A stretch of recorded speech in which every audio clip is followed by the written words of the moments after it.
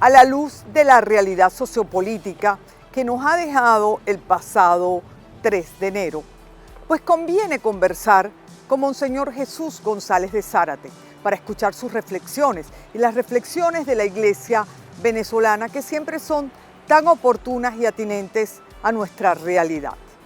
Pero antes de invitarlos a que escuchen la conversación que sostendremos, quisiera leerles unas breves palabras de Augusto Mijares en su libro Lo afirmativo venezolano. Pero la verdad es que aún en los peores momentos de nuestras crisis políticas no se perdieron totalmente aquellos propósitos de honradez, abnegación, decoro ciudadano y sincero anhelo de trabajar por y para la patria. Y ese es mi regalo de inicio de año, que sé que lo comparten, porque ahí están los verdaderos valores del venezolano, del ser venezolano, y lo que nos va a permitir reconstruir para todos, los de adentro y los de afuera, nuestra hermosa Venezuela.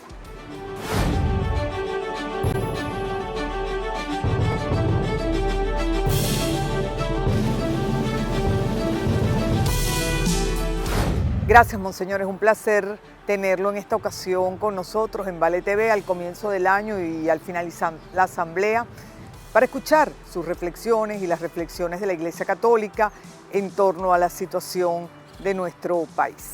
Para mí es un gusto estar pues aquí contigo y con toda la audiencia de Vale TV. A raíz del 3 de enero de este año, del 2026, pues podemos decir que Venezuela amaneció con una nueva realidad sociopolítica, después de una intervención de un país extranjero y de todo lo que ha ocurrido durante poco más de un mes, que es ahora cuando estamos aquí sentados conversando.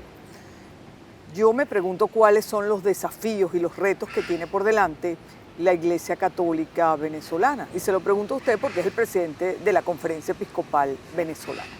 Bueno, el gran reto es seguir acompañando a nuestro pueblo. La tarea de los obispos y del conjunto de la Iglesia es hacer presente los valores del Evangelio en medio de las diversas realidades que se viven. Algunas son alegres, se ven más claras, otras son más difíciles, de mayor precariedad. Y en un momento tan significativo que evidentemente se da un cambio en la realidad, no solo política, sino social del país, pues la Iglesia lo que reitera es su compromiso de estar cerca de las personas, de escuchar los anhelos, las inquietudes de esas personas, también sus esperanzas, y desde su servicio específico, religioso, evangelizador, caritativo, de promoción humana, de defensa de la dignidad de la persona, iluminar la conciencia y las decisiones que puedan tomarse en este momento y que son una responsabilidad de todos los venezolanos. La Iglesia siempre ha estado presente de una manera muy discreta, es decir, hace el trabajo que le toca cada día con la gente en la calle, en las diferentes diócesis, cada obispo, cada sacerdote, en general, todos los que conforman la Iglesia Católica venezolana. Eso a veces no se entiende, porque pues no está en las redes, no está en los medios permanentemente, y ustedes con frecuencia en sus asambleas y fuera de las asambleas hacen diferentes comunicados, un poco para decirle a la gente también lo que están haciendo y cómo acompañan al pueblo. ¿Qué es lo que ha sido más reiterativo, digamos, en el último año frente a las circunstancias políticas, económicas y sociales que ha vivido nuestro país? Sí, el discurso de la Iglesia en el ámbito de lo social prioriza siempre la dignidad de la persona. O sea, nosotros no tenemos soluciones concretas, no es la definición de unas estrategias o unos caminos de ámbito político, partidista. Esa no es la labor de la Iglesia. En la dignidad de la persona pues se reúnen todos aquellos principios que tienden al bien, a la justicia, a la verdad, que deben ser preservados. En algún momento pues la tarea de la Iglesia será anunciar, o sea, explicar, decir en qué consiste esa dignidad de la persona, y otras veces será denunciar, o sea, poner en evidencia las situaciones que van en contra de esa dignidad. Lo hacemos no como una contraparte de nadie, o sea, la Iglesia no está en contra de ningún sector de la población, de la sociedad. Lo hace como un deber moral.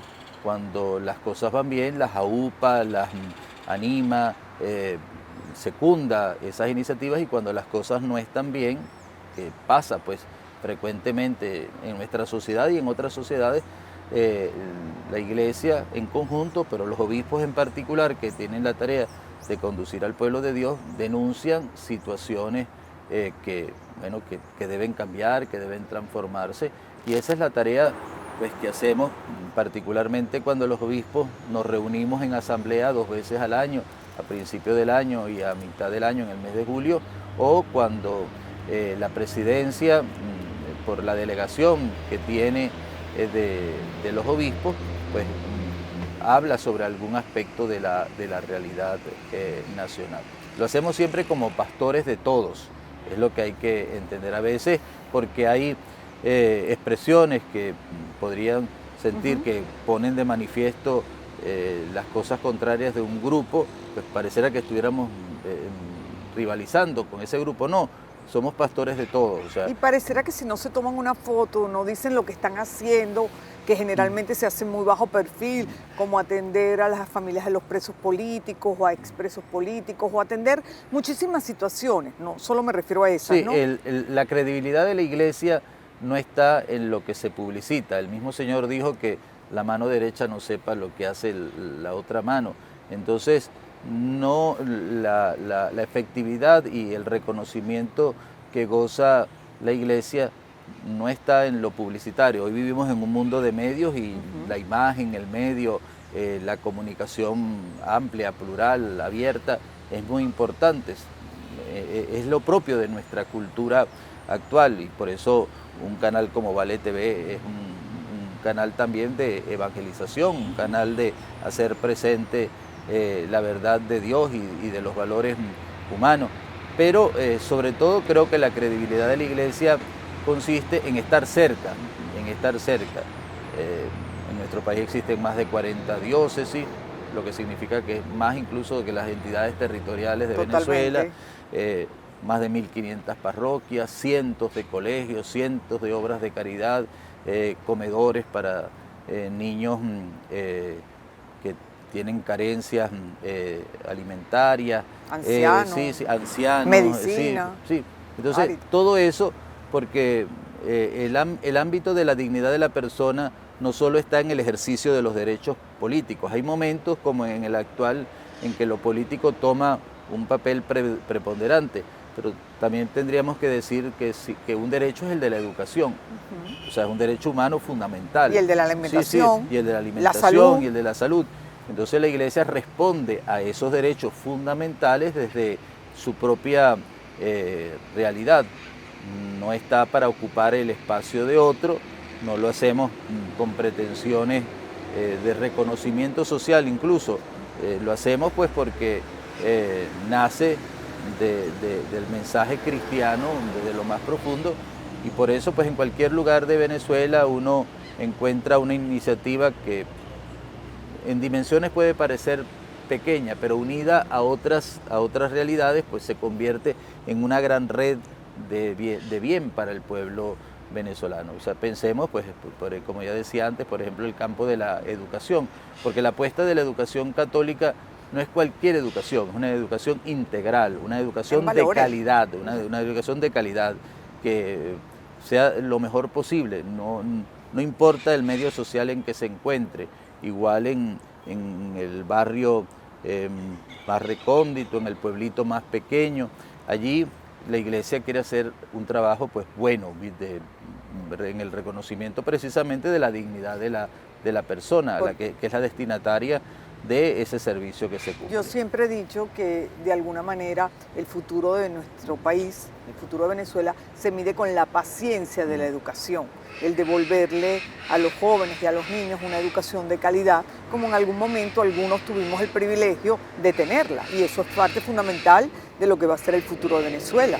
Sí, por eso es un punto de preocupación para la iglesia, pues el que hoy pues los niños, adolescentes y jóvenes de nuestro país no tengan las oportunidades de educación pues que tuvieron otras generaciones, y que lograron que Venezuela, de un país pues marcado por la ruralidad, con un poco progreso material, pudiera despegar y ser un país pues que se abriera al mundo, pues, Sí. porque fue a través de la educación como muchas personas pues pudieron Acceder a formarse, una sí, mejor. no, y formarse para contribuir a ese progreso, para contribuir a ese progreso. Entonces, claro, hoy cuando uno ve la precariedad de las instalaciones educativas, Los cuando salarios. ve los salarios mínimos, pues que un maestro, lo cual es un desconocimiento de la labor tan importante que están haciendo, la irregularidad del curso escolar, pues que a veces no se puede llevar del modo armónico que se llevaba antes. También un poco el afán por cambios constantes dentro de los programas educativos, como si la innovación consistiera en cambiar únicamente los nombres y no lo La profundo, esencia. la esencia de lo que es la educación. Entonces, bueno, todo eso dificulta el que se realice un derecho fundamental. La educación es un derecho fundamental. Y si el Estado no garantiza el marco jurídico, también el marco operativo, organizacional para ese derecho fundamental, que además tiene la tarea de ser el órgano rector. La educación privada en todas sus formas, la educación católica, responde a las directrices del órgano rector que es el Estado, pero el Estado tiene que cumplir su parte para que todos podamos contribuir a este bienestar. Monseñor, en estos últimos días, digamos desde finales de enero, mediados de enero, y hasta el momento en el que estamos conversando, pues se han ido dando progresivas liberaciones que se han acelerado en el último fin de semana. Eso ha ido acompañado de una ley de amnistía que anunció el Ejecutivo Nacional y que sometió a consulta pública. Están las redes, le han pedido a todos los sectores que se sumen, que opinen, y lo he visto, digamos, una actividad fuerte en cuanto a algunas organizaciones sociales que se han ido sumando a la discusión, algunos juristas, etc. En este sentido, ¿qué piensa o cómo está abordando la ley de amnistía o la amnistía propuesta por el Estado de la Iglesia venezolana? Sí, yo creo que la excarcelación de algunos de los detenidos crea un ambiente como de mayor sosiego, de mayor participación, o sea, de mayor confianza, porque cuando se discuten las cosas, pues en medio de limitaciones es más difícil que el mismo clima de discusión, porque hay como asuntos pendientes. Creo que la liberación de la totalidad de los presos políticos que ha reiteradamente solicitado la Iglesia sería el ambiente más propicio para discutir la ley de amnistía, que creo que no debe pensarse como algo inmediato. O sea, creo que el proceso de reflexión y de participación es el que permitiría que algo tan complejo como sería pues la amnistía, que no es simplemente pues una concesión de un bien a las personas que podrían ser beneficiadas con ellas, es más bien un pensar nuevo de la sociedad, porque la amnistía significa algo más de que tú seas liberado, o sea, significa que el Estado reconoce que en algún momento pues la justicia no se llevó como era digamos que para los venezolanos, perdón, sería bienvenida y es bien recibida, porque es el perdón, pero el perdón también tiene que ir acompañado de la justicia. Sí, o sea, de la verdad, primero de aclarar las cosas, la justicia que implicaría pues en muchos casos reparación, o sea, a los que pues quedaron perjudicados también por una dinámica bueno, en que la ley no siempre imperó. Creo que por eso, bueno, yo también pues me sumo a lo que han dicho muchos sectores, lo hace la conferencia. Vemos con interés, vemos positivamente esta iniciativa, pero diría pues que sea realmente consultada y participativa para que entonces luego sea expresión de todos y no más bien que queden como allí inquietudes y dudas que vayan a generar de entorpecer el proceso. Entorpecer el proceso que requiere pues avanzar. Vivimos un clima desde el principio de año, como decía anteriormente, que de alguna manera nos da un poco de paz en el corazón y el venezolano se siente un poco esperanzado, un poco entusiasmado con que mejore la calidad de vida. Es decir, hay esperanzas, hay una nueva esperanza. Pero también es cierto que muchos nos preguntamos y algunos se preguntan cómo va a contribuir la Iglesia venezolana con la paz y con la democratización del país.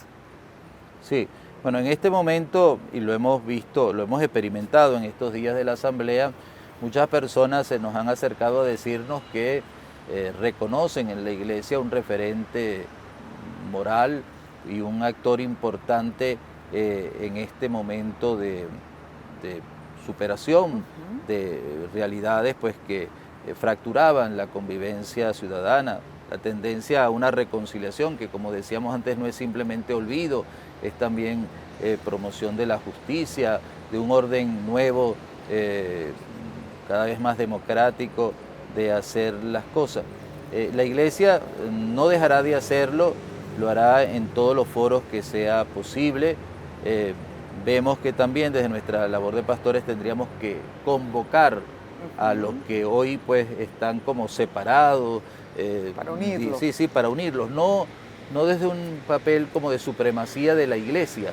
No es la Iglesia que va a enseñar a los actores qué es lo que tienen que hacer, sino más bien propiciar espacios de encuentro, de diálogo, de confrontación sana de ideas, de apertura de corazón a las perspectivas más amplias de la propia posición que ha agotado. Yo creo que ese ver la realidad solo desde mi propia posición ha agotado las posibilidades de soluciones a la realidad nacional, porque sin el concurso de todos, sin verse la cara, sin hablar. No, y sin una perspectiva inclusiva. O sea, no es cuestión de que unos sustituyan a otros o que el pensamiento dominante hoy sea sustituido por otro. No, aquí creo que todos formamos parte de esta realidad. Pienso no solo en los que estamos aquí en Venezuela, también hay una amplia cantidad de personas fuera de nuestro país. Muchos de ellos tienen expectativas de volver. Pues creo que deben darse las condiciones necesarias para que ellos puedan volver y también participar de la vida social, económica, cultural, política de nuestro país. En este momento que todos hablamos, entre los cuales me cuento yo, de la necesidad de reconstruir, en la oportunidad de reconstruir un país donde quepamos todos, donde todo el mundo pueda tener una participación. Parece que lo estamos soñando, pero el sueño necesita paso firme. ¿Cómo la Iglesia ve esa reconstrucción y ese futuro de Venezuela? Sí, a veces la reconstrucción es más difícil que la construcción. El ejemplo, por ejemplo, de la reparación o restauración de una casa, ¿no? Sí. Es más fácil construirla que repararla, repararla. Entonces, bueno, toda reconstrucción de alguna manera implica desmontar algunas cosas. O sea, hay realidades en la vida social de Venezuela que hay que desmontar. Hay que desmontar pues un lenguaje agresivo, un lenguaje de confrontación constante. Hay que desmontar también un aparato legal que no facilita el que haya la libertad para expresar las ideas, para compartir. Hay que desmontar esas cosas. La democratización lleva tiempo. Sí, pero la reconstrucción pues no es sobre unas ruinas montar una realidad. O sea, de alguna manera habría que apartar aquellas cosas que de la reflexión común surjan, que no pueden seguir siendo las reglas de juego de una sociedad, para que entonces construyamos una cosa realmente nueva, porque construir sobre una base que está deteriorada, que está dañada, y bueno, es lo que hemos percibido, sentido en los últimos tiempos, que es difícil, bueno, por ejemplo, reconstruir la vida económica de nuestro país si no existe confianza para la inversión, si no existe reglas claras. Entonces hay que desmontar algunas cosas pues para que podamos volver. Eso sería como una primera fase de una estabilización económica y social, seguido con pasos como muy claros para la democratización de un país que implica todas las libertades. Sí. Pero pareciera que esa es una tarea que nos va a llevar no 5 meses ni 4 meses como quieren muchos. Eso es una tarea que si uno habla con sensatez y uno mira pues con profundidad, lo que debería ocurrir es una tarea que nos puede llevar 2 años. Yo no me atrevería a fijar tiempos, porque Ajá. como decía antes, la labor de la Iglesia no es la de la estrategia política o la definición de los pasos inmediatos. O sea, la labor de la Iglesia es más bien marcar horizontes globales. Creo, sin embargo, pues que evidentemente toda tarea pues requiere, al juntar mucha fuerza, pues que la integración sea verdadera, que la precipitación de las cosas no sea luego un obstáculo. Entonces, pues, repito, no quisiera pues pronunciarme sobre tiempos, porque, y ahí también creo que es importante decir algo. Creo que cada vez debe hacerse más evidente que somos los venezolanos los que nos hacemos partícipes de esta realidad. La ayuda de otros siempre necesaria, pues se ha mostrado en los últimos tiempos que ante la dificultad de solucionar nuestros problemas, pues Todo el mundo acude al exterior. bueno, pero en primer lugar los actores de esta democratización, de esta vuelta a la convivencia ciudadana, inclusiva, participativa, de libertades, implica en primer lugar a cada uno de los venezolanos que somos los primeros interesados. ¿Es nuestro país? Ser los primeros interesados de lo que sucede, porque como bien dice, este es nuestro país, creo que queremos seguir siendo pues, un país venezolano, sí, libre, un país sin tutelaje. Que pueda encaminarse en el conjunto de las naciones. Venezuela siempre se ha caracterizado por ser un país pues que con sus vecinos, con el mundo, pues ha tendido puentes de relación y no simplemente pues de confrontación. Digamos que estamos en un momento muy delicado de nuestro país como nación también de cara al futuro y que tenemos que estar conscientes del rol que nos toca jugar. Sí, en nuestras reflexiones una de ellas es construir el futuro. Entonces creo que el futuro no se decreta, el futuro se sueña y se trabaja. O sea, exige esfuerzo, exige dedicación, exige también racionalidad para que impere el bien, la verdad, la justicia, los valores que hemos señalado que caracterizan la enseñanza cristiana y que iluminan la vida social, que hemos como pueblo mayoritariamente cristiano, pues también hemos asumido en el modelo de convivencia que nos hemos dado. Un mensaje, Monseñor, final, ya para concluir, a toda la audiencia que lo está viendo y que lo está escuchando. Bueno, en estos días se ha puesto de manifiesto que algo que nos sostiene, algo que nos da confianza, algo que refuerza nuestro compromiso es la fe profunda que ha mostrado nuestro pueblo.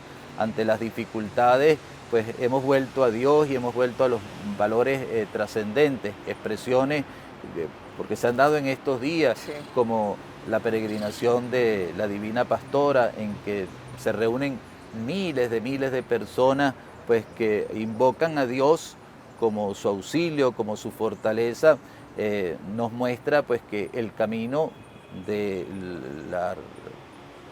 a que estamos llamados todos los venezolanos pasa en la fe, también en nuestra fe en Dios. Entonces por eso los invito a todos pues, a encontrar en Dios también fortaleza y esperanza para seguir adelante sin desanimarnos a pesar de las dificultades, a pesar de las tensiones que puedan ir surgiendo en el camino. Gracias, Monseñor, ha sido una muy grata conversación, sus reflexiones han sido muy oportunas.